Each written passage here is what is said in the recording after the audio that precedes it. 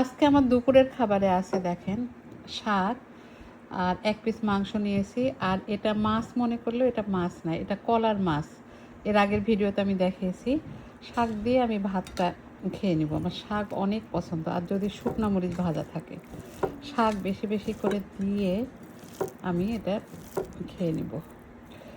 একবার করে ভাত খাবো আর 1 চামচ করে মরিচ খাবো। এভাবে খেতে খুবই ভালো লাগে। এরকম খাবার কার কার পছন্দ বলবেন।